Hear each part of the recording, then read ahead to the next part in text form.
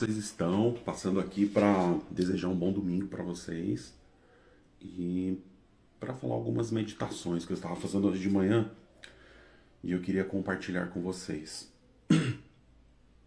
Ontem no nosso cursinho do Evangelho Linha a Linha aconteceu algo tremendo, algo fantástico de verdade. Eu queria compartilhar pelo menos um pouquinho com vocês do que aconteceu ontem no encontro do Evangelho Linha a Linha.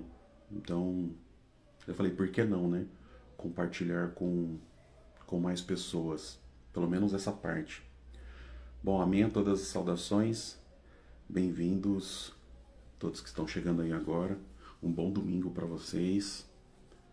Quero dizer que eu tô aqui porque eu senti dentro do meu coração de compartilhar algo com vocês que eu acho que é de suma importância, ainda mais para os tempos que nós estamos vivendo hoje, né? Um tempo de uma correria, é muita correria, como a própria palavra de Deus diz, é a gente de um lado para o outro, são anseios do nosso coração, anseios da nossa carne, o tempo todo a gente ansioso por alguma coisa, precisando sempre de alguma coisa.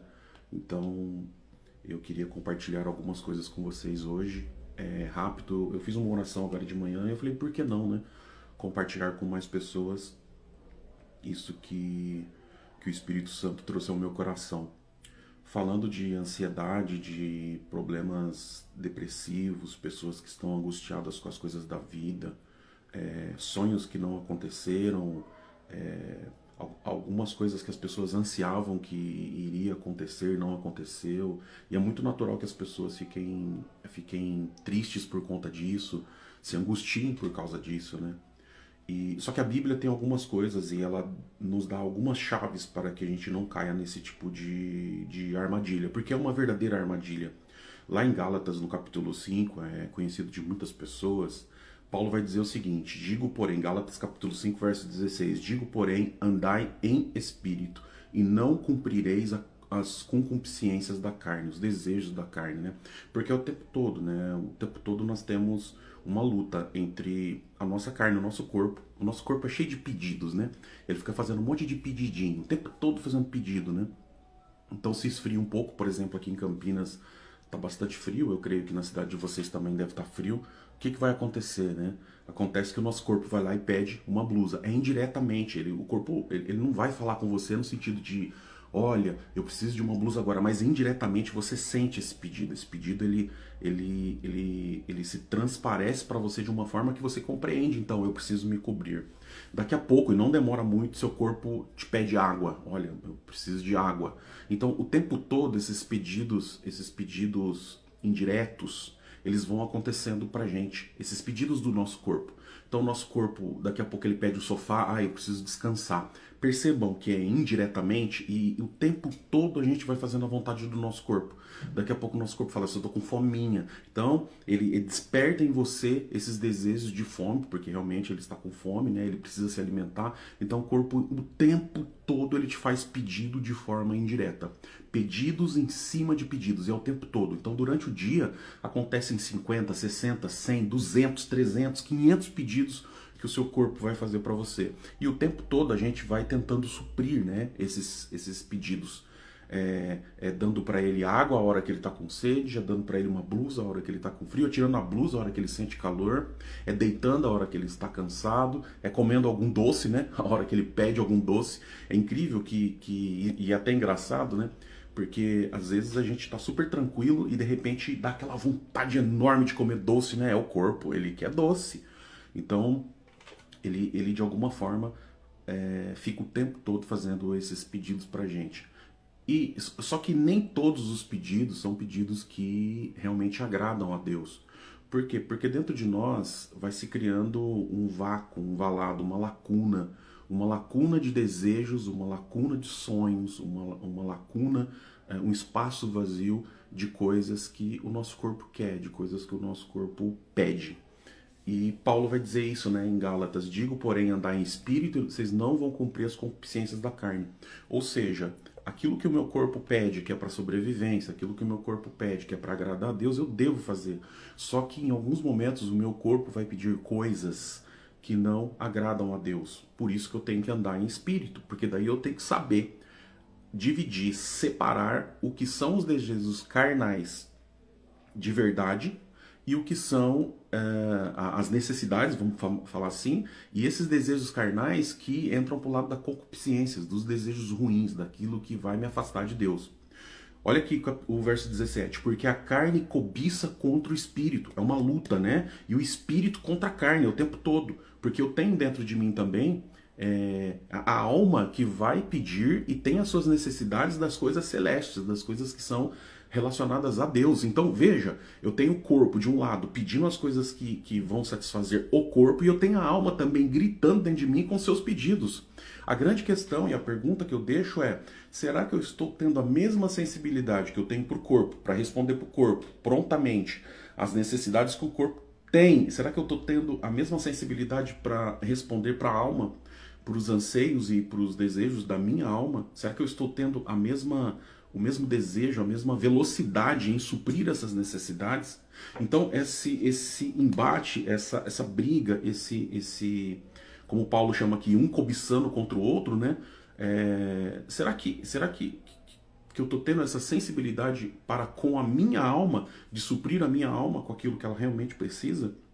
Porque se o corpo faz 300 pedidos, 400 pedidos por dia, e eu, na maioria, assim, esmagadora, eu supro essas necessidades do meu corpo, quer seja ele estar com frio ou com calor na hora de eu tirar a blusa, quer seja no momento que ele pede uma água, quer seja no momento que eu tô com a perna cruzada e o corpo pede para descruzar, porque chegou num processo que começou a cansar a perna. Já aconteceu com vocês, de, por exemplo, você tá com o celular na mão respondendo um monte de gente, depois tem que trocar de mão porque aquele braço cansou, né? É o teu corpo te pedindo: olha, muda de braço porque esse aqui tá cansado. Então o tempo todo você fica negociando com o teu corpo, fazendo aquilo que ele te pede para fazer.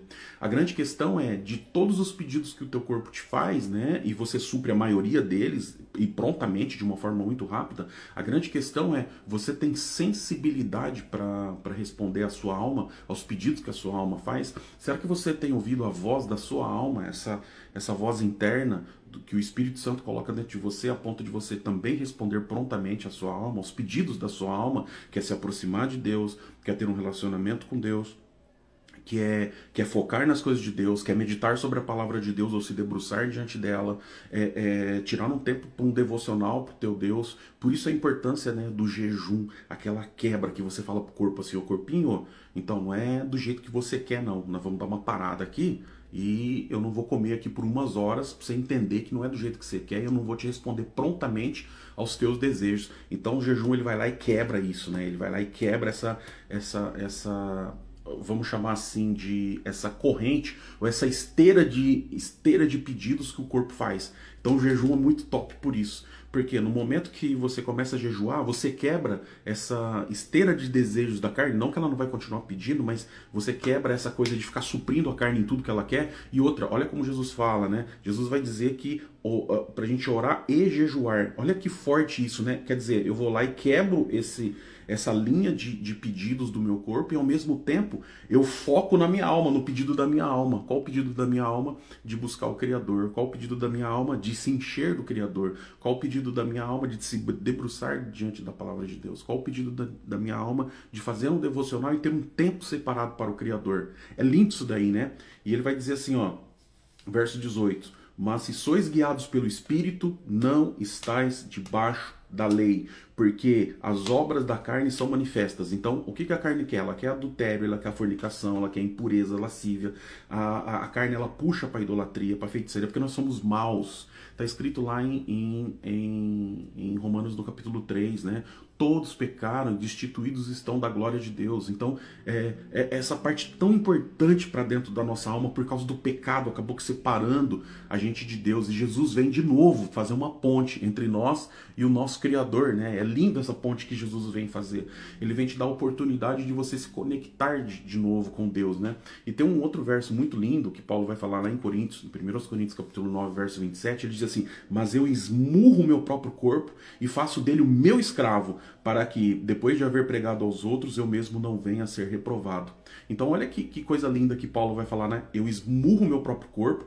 O esmurro aqui não é no sentido de bater em si mesmo, mas dizer para ele: olha, você tem regras e eu vou te tratar com dureza agora, e você não vai fazer o que você quer. Então aqui, ó, eu esmurro meu próprio corpo e faço dele o meu escravo. Aí a pergunta que eu te faço, será que não é o teu corpo que está te escravizando?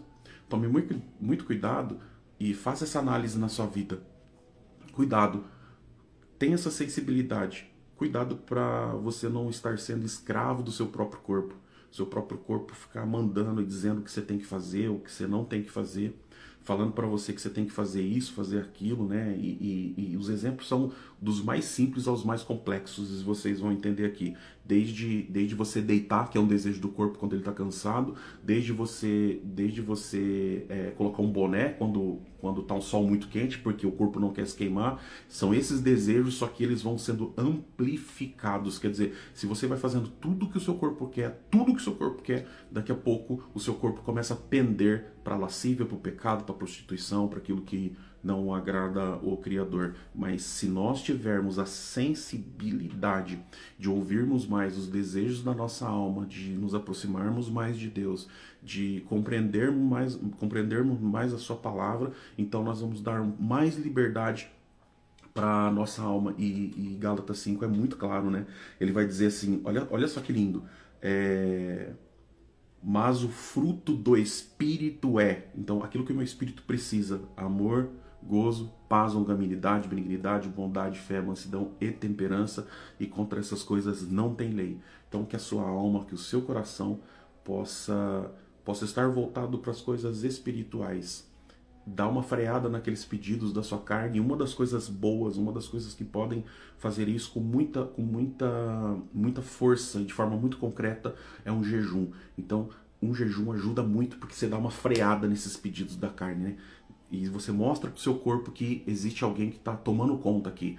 E esse alguém agora é minha alma. Minha alma vai se dedicar ao Criador. Quando você corta essa esteira de pedidos do corpo, que um dos principais é a bebida e a comida. Quando você faz o jejum, você corta essa esteira de pedidos por um pouco de tempo e se dedica em oração. Ou seja, você desfoca, você tira o foco da carne e foca no espírito. É para isso que serve o jejum. Eu espero que eu tenha ajudado vocês e que o domingo de vocês seja um domingo muito feliz, com muita paz, uma semana muito abençoada. Me perguntaram sobre uma Bíblia de estudos. Tem muita Bíblia de estudo boa. A King James Roma é uma Bíblia muito boa. Eu aconselho começar com essa. Se você precisa de uma leitura mais simples, se você nunca leu a Bíblia e precisa de uma leitura que te entregue um conteúdo que você entenda de forma mais rápida, NTLH é uma Bíblia muito boa também. Então as pessoas estão usando bastante. É uma Bíblia que te entrega um conteúdo muito bom, com uma tradução muito boa, que te ajuda muito nesse primeiro momento para quem não tem muita familiaridade com as escrituras. Deixo esse conselho para vocês, conselho de amigo. Espero que vocês de alguma forma absorvam isso, consigam compreender isso e foquem um pouco mais naquilo que é espiritual. E Deus vai abençoar muito vocês. Deus abençoe domingo, ótima semana. Shalom, shalom. Fiquem com Deus. Foi uma alegria estar aqui com vocês. E de vez em quando eu vou estar aparecendo aqui pra gente conversar um pouco, assim de forma rápida, mas que possa ajudar de alguma forma, com algum conselho, algum insight que o Espírito Santo traga pra gente, tá bom? Deus abençoe muito. Tamo junto pra vida eterna.